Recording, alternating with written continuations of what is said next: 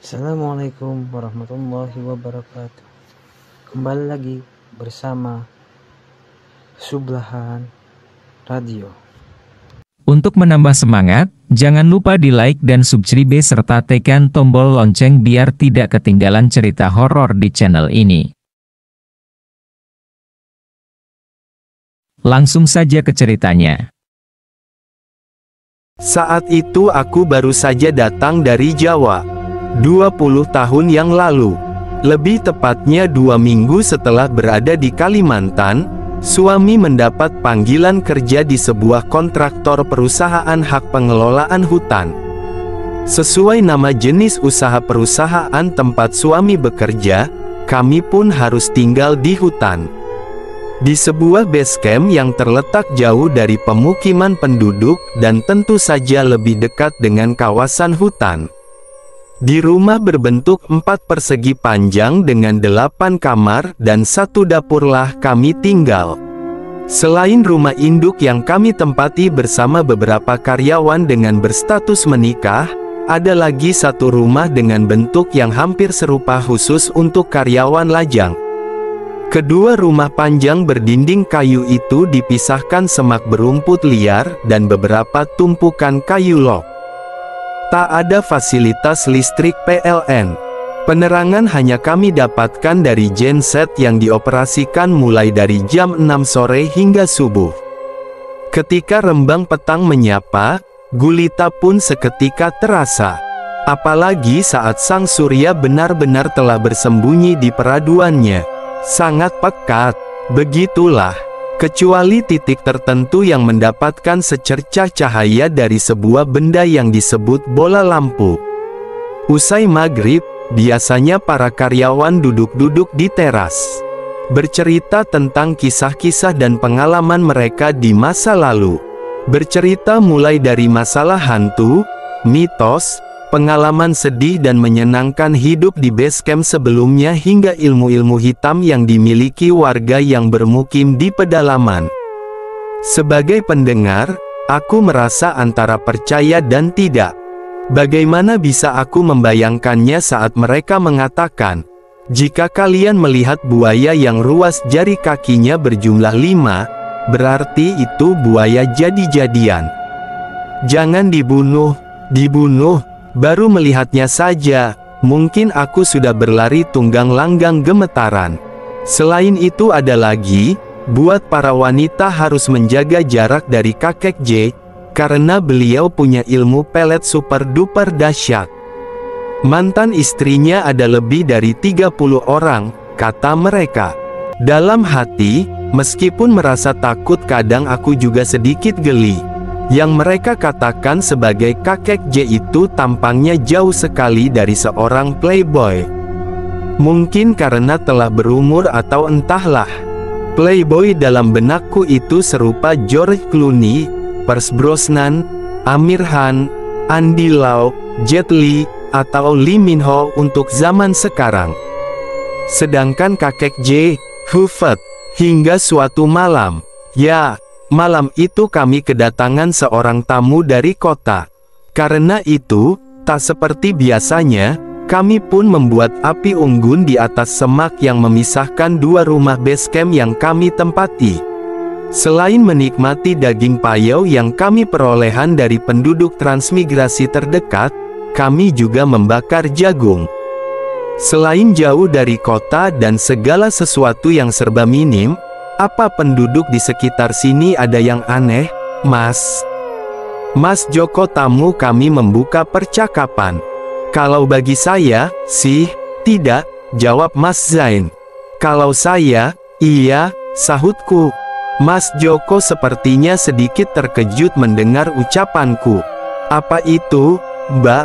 Kalau boleh tahu, tanya Mas Joko. Aku sedikit mengerutkan dahi. Berpikir bagian mana dulu yang harus kuceritakan.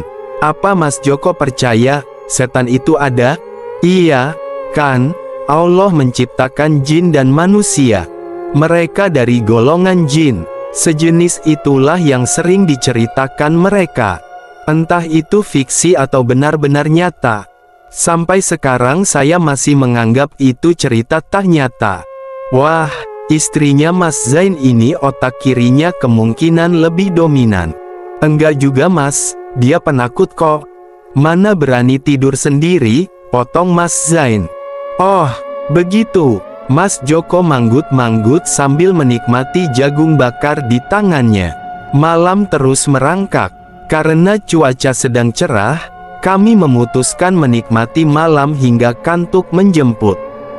Mas Zain menggelar kardus bekas di atas rumput-rumput yang sedikit basah. Meski kardus terasa sedikit lembab, tak mengurangi rasa nikmat kami menikmati malam itu. Mas Zain dan Mas Joko asyik berbincang masalah pekerjaan. Sementara aku sibuk dengan pikiranku sendiri tentang setan. Merasa sedikit pegal, aku merebahkan tubuh di atas kardus. Malam terasa sangat pekat. Saat mataku menatap ke atas, hanya ada 1-2 bintang yang seolah berkedip-kedip nun jauh di sana. Tiba-tiba, entah dari mana datangnya, aku melihat bola api di langit. Awalnya terlihat jauh dan kecil, perlahan-lahan menjadi sedikit lebih besar. Lebih besar lagi, lebih besar lagi dan lagi. Seketika aku tercekat. Setelah itu seperti ada yang mencengkik leherku. Aku ingin berteriak memanggil Mas Zain tetapi tak bisa. Napasku serasa tersengal-sengal.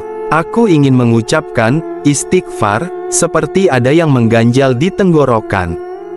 Dari ekor mataku, aku melihat Mas Zain dan Mas Joko tetap asyik mengobrol. Seolah tak terusik apapun. Aku masih terus berusaha berteriak tetapi tak bisa. Aku membaca kalimat-kalimat thoyyibah dalam hati dengan air mata berlinangan.